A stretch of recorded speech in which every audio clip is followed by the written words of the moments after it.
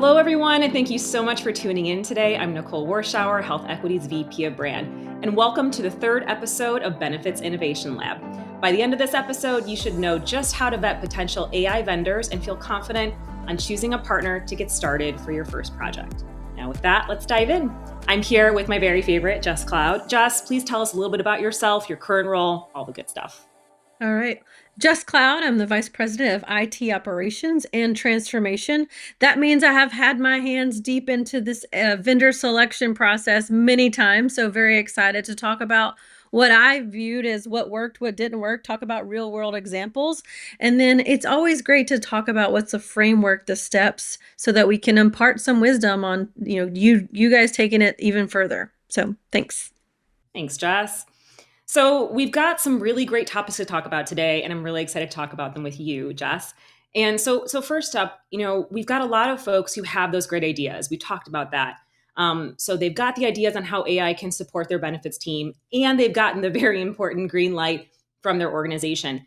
And now potentially you, the listener and viewer, you need a partner to help you make those goals and those dreams a reality. And I know firsthand, I know a lot of you do as well, that choosing an AI vendor can be intimidating. There are more than 80,000 companies offering AI services worldwide, and nearly 70% of benefit leaders told us at HealthEquity earlier this year that they're approached by an AI vendor at least once per month. And so we want to help you navigate that maze from evaluation to implementation. And so Jess and I are going to talk about how to evaluate AI vendors. So this time I want to talk about and kind of frame up the conversation for Jess, and I would like to play a little bit pretend here. We're going to have a use case that we know a lot of you could be interested in. So earlier this year, we surveyed benefit leaders and found that the number one opportunity that benefit teams identified for AI was helping employees select health plans that meet their needs. Additionally, our benefits literacy research showed that across employees, 26% say that choosing a health plan is stressful. I know I felt that before. Employees under the age of 35 were most likely to report feeling stressed. That's 29% of them, as were Hispanic and Latino employees at 31%. We also found that employees who didn't understand their benefits are less likely to choose an HSA qualified plan. And so with all that in mind, with all the stats in mind, I'm going to play the role of a benefits leader for, let's say, a mid-sized manufacturing organization who wants to implement a health plan selection tool like we talked about. And just for fun, Jess, I think to kind of frame up our conversation, let's say that most of our employees are under the age of 40 with limited access to technology or computers. Let's say a couple other things, like most of them speak Spanish as a first language and perhaps lack confidence in a health plan selection. Our HDHP and HSA offering at our company is generous, but we're not seeing the adoption that we think it should. And so I'm framing all this up to kind of baseline our conversation so we can look at how I might vet an AI vendor for a project like this. So all that being said, Jess, who should be involved in that decision-making process from the jump? Yeah, well, thank you for framing that up, Nicole, because I do think it helps paint the picture of a real world example that there are some viewers that are probably nodding their heads every time, every moment that you said that. So who's involved in the decision making process? Certainly, your IT organization, they can help you navigate the nuances of the technology and what it actually will deliver, and some of the data integrity things that you want to keep in mind as you go forward in this process. But I think it's a really important point is to interview the individuals that it possibly could impact. So you mentioned there was several employees under 40, possibly Spanish as their first language. Maybe ask them, are you not choosing HSA options because you don't see the value, or are you not choosing HSA options because you don't know enough about it?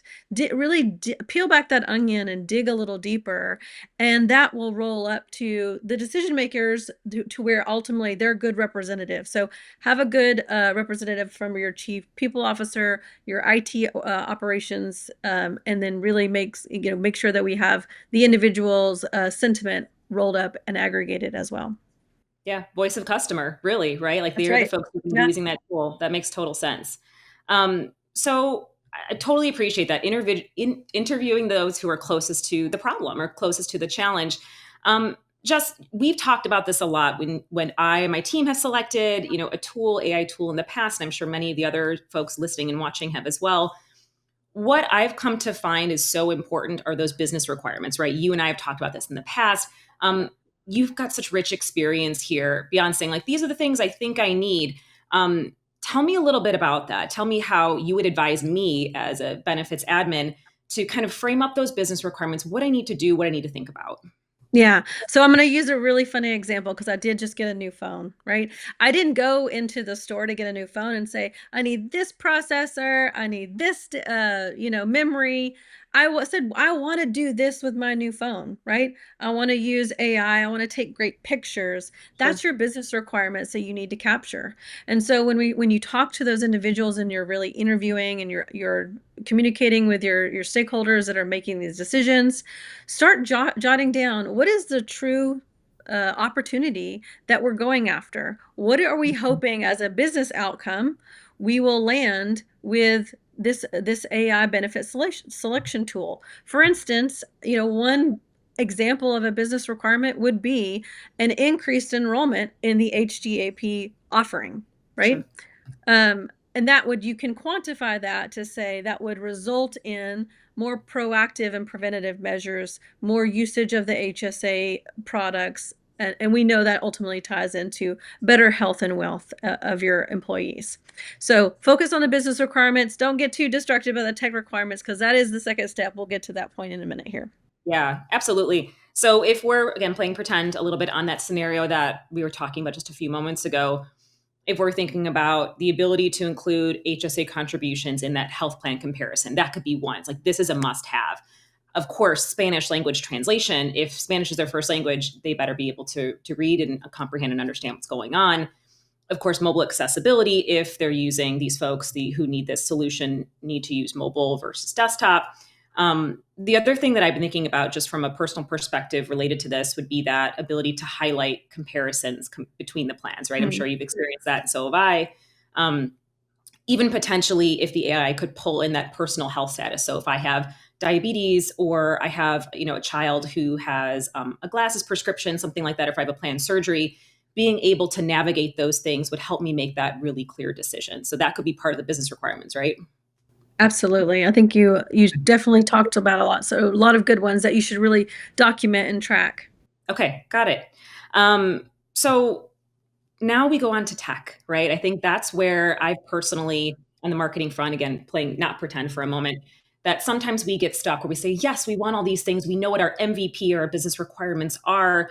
And then I've personally felt that freeze of, what about tech? What are those requirements that you all on the tech front need?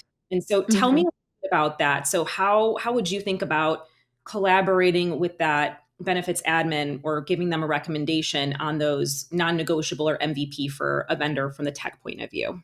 Yeah, absolutely. I would say when you're selecting an AI vendor, always ask, can you build me a visual aid for help for socialization, right? That's always a possibility. Now, not all AI vendors have a demo capability, but it certainly is makes a big difference to be able to really see what they have to offer. So Yeah. step one, ask up front, can you build us a demo, a customized demo, or one off the shelf? Doesn't matter, but help visualize with your decision makers what it will look like once it's implemented.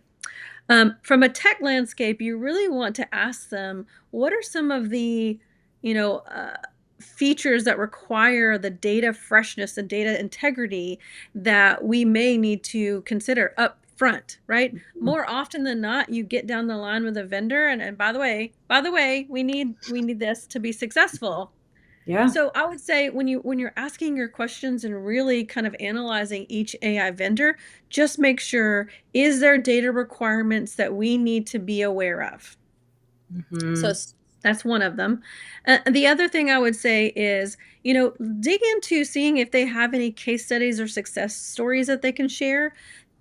One of the things that I find valuable is connecting with some of my peers and sometimes in the industry, but also outside of the industry, of where they have seen the AI vendor, particularly in the benefits space, but what they've done and what worked for them, and it's not really related to the vendor, but it will give you so much ideas around how to assess that specific vendor.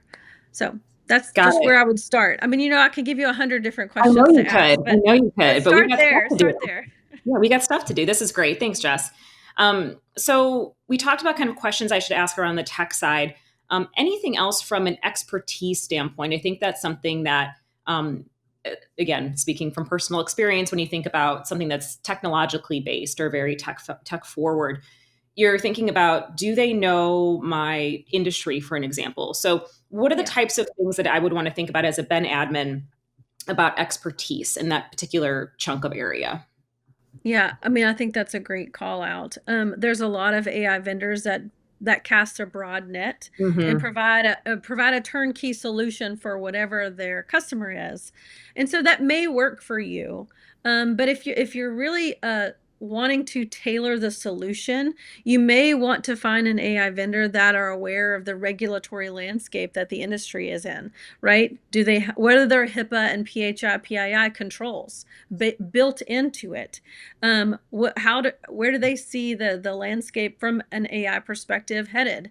So I would say definitely start with a couple of those questions and see how much they know about the industry. Maybe pop in a couple of acronyms, see if they have to ask you, what does that stand for?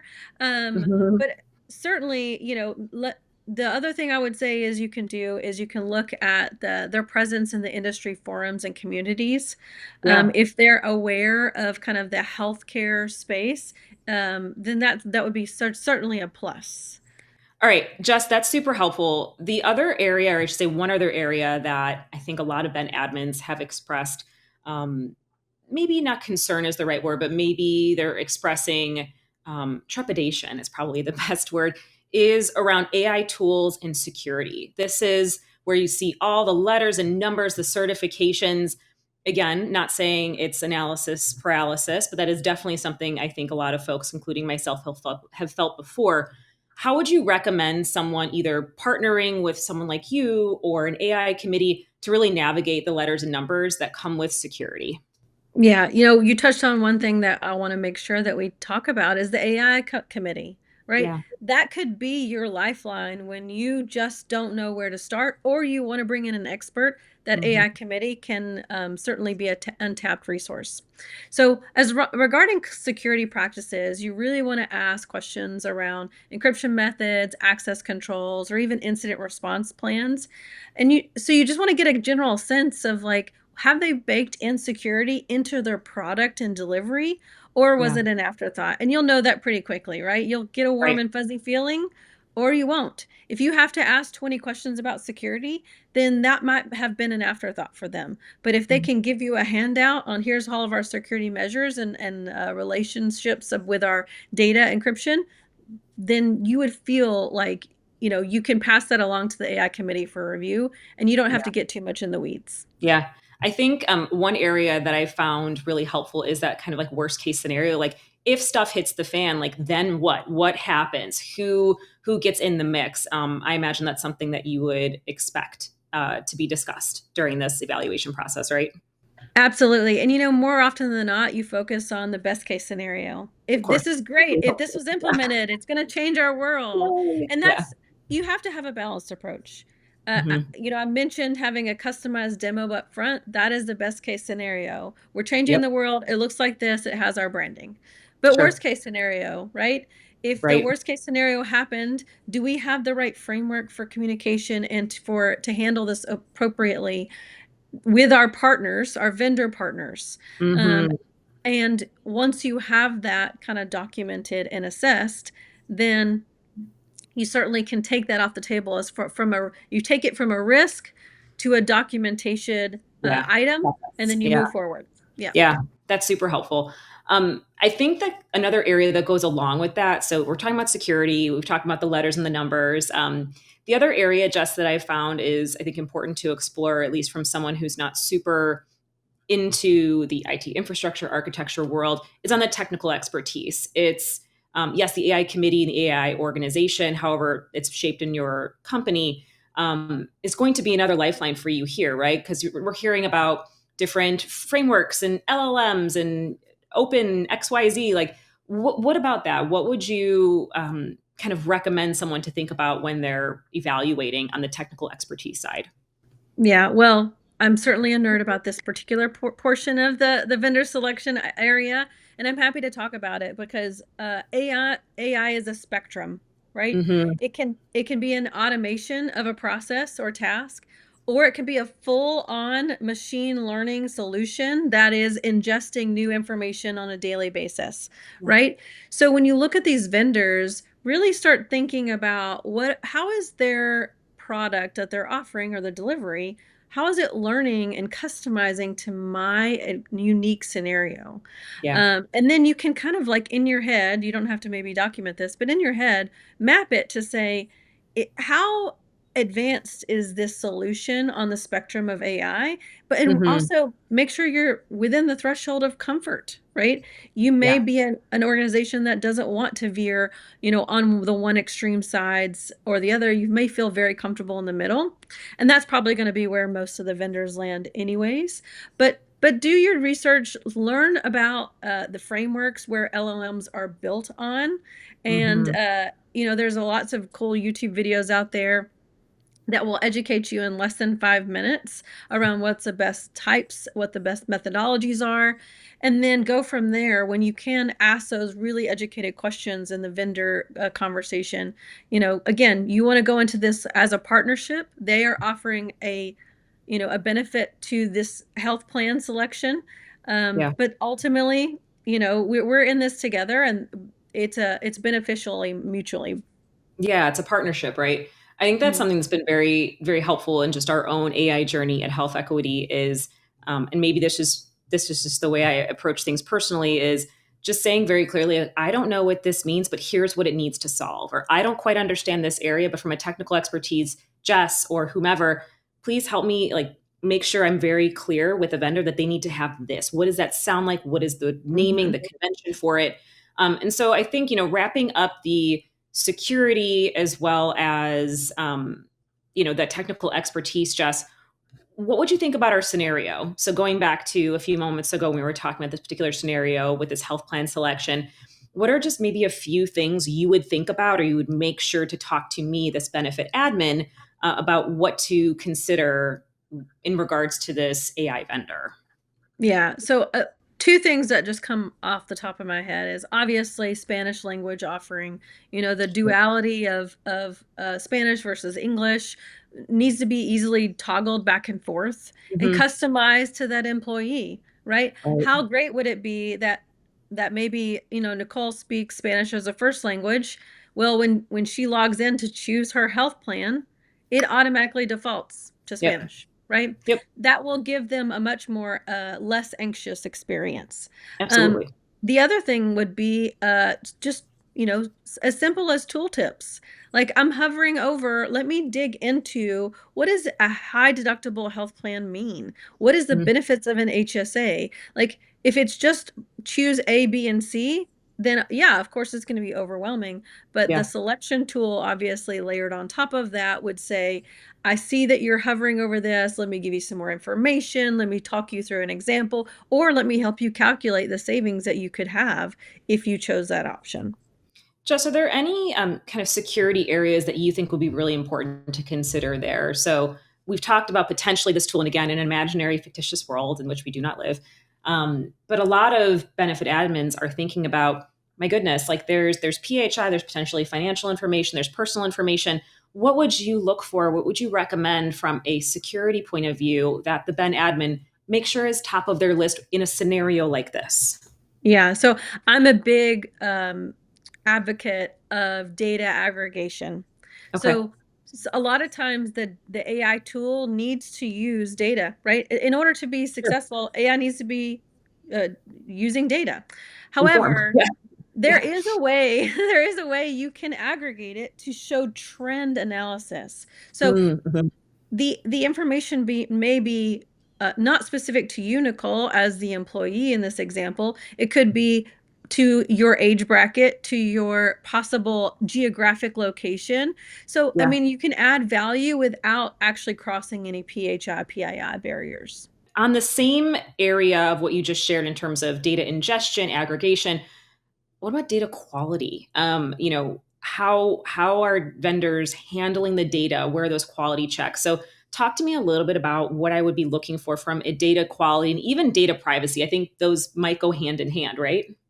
Yeah, and then I would also add data freshness. Okay. Um, Yeah, data freshness is related to obviously how fresh is your data. Sure. So if Yeah. you were to give an example, in this example, a recommendation to an employee for their health plan selection that Yep. is 2 years old, Mm. right? They may have gotten married, had a baby by then, right? Like Yep. it They changes. have a So chronic so condition, right? They may have something else that they need exactly. to address. Yeah, absolutely. That's right. So data quality is important because obviously we want to make sure that we have the right data that we're aggregating and showing trends to. Data Hmm. privacy is important, like we mentioned, because we don't want to infringe upon certain folks' privacy and their personal information. And Sure. then data freshness is important because life changes at the speed of light.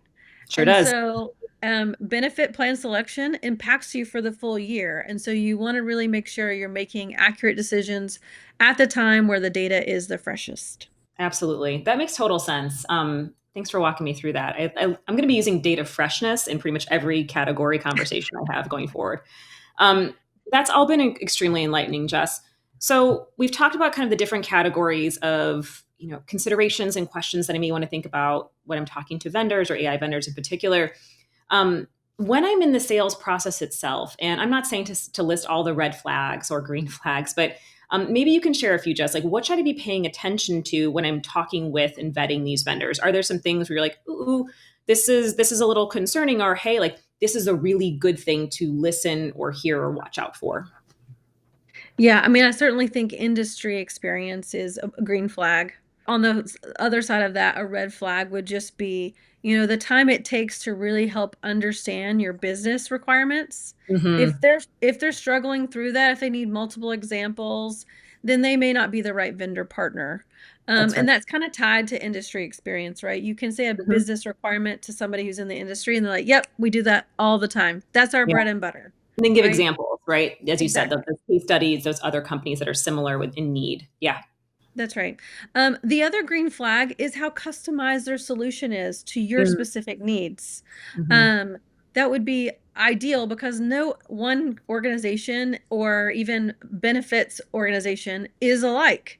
Right. So if they can customize it, tweak it to benefit the majority of folks, with adding some cool features specific to your organization, then green flag. I feel like Uh, that's so important for the benefits industry, right? Like everybody, it's so unique per person, right? Based on their benefits needs and healthcare needs that AI has the power to do that. That's the beauty of AI. that's right. Yeah. It's so exciting time that we're living in. It is. It is. Wild world. That's great. Thank you, Jess.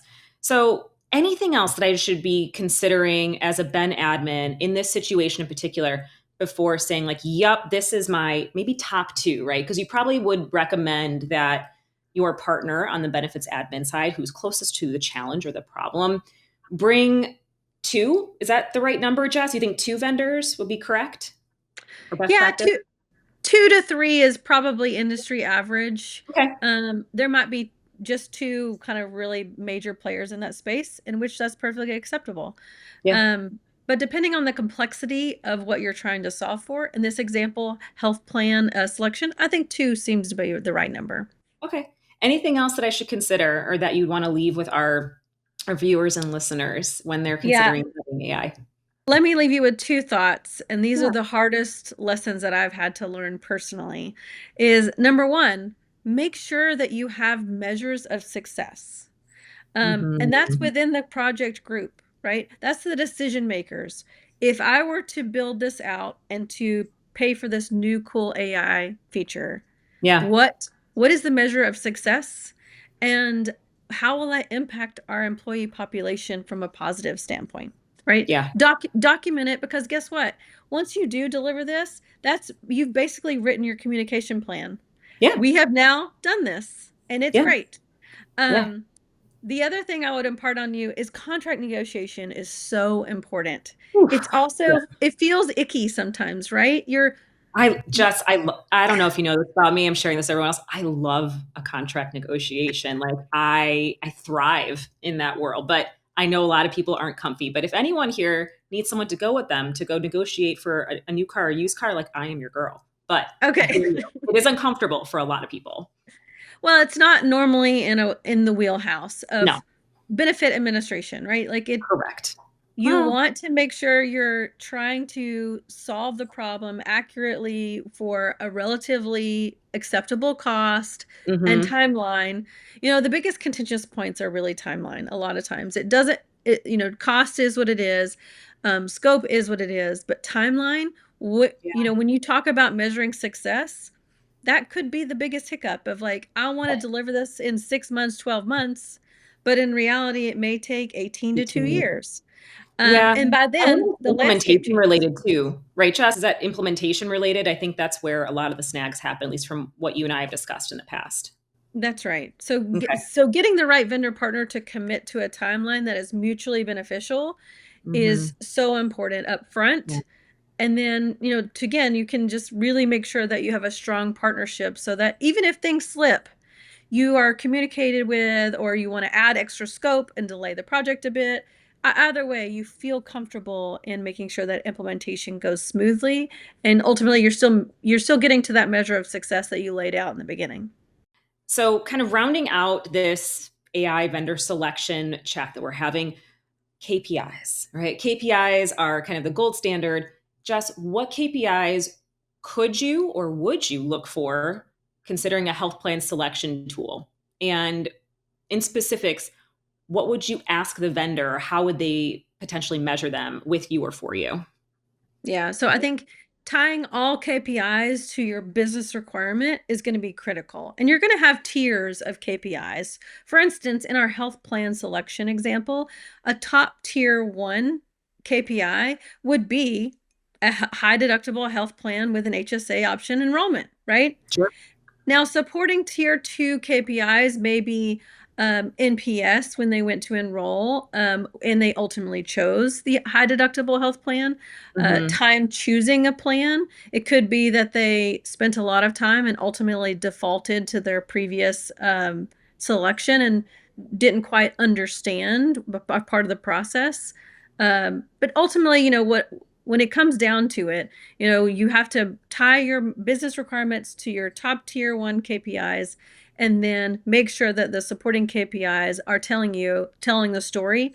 And then the Yeah, vendors should also have a way of like understanding how many people clicked on this item, how much time was hovered around this, how many times were these knowledge articles accessed, or how many times was the right selection chosen based on what was presented to them as their best option. So that's great. either way, we certainly should get some insights, that more insights than we've ever had before at the aggregate level, and then we can help trend it year over year. Well, that's it. So, just wanted to thank everybody for joining us for our third episode. We'd really love to know what steps and the next steps you're planning to take considering the knowledge that just dropped on y'all. You can choose any of the options that are relevant to you. A, you want to register for a future Benefits Innovation Lab episode. B, you want to choose an area in your benefits to improve through AI. C, you want to keep learning about AI, knowledge is power. D, you want to speak to someone at HealthEquity about our innovative benefits.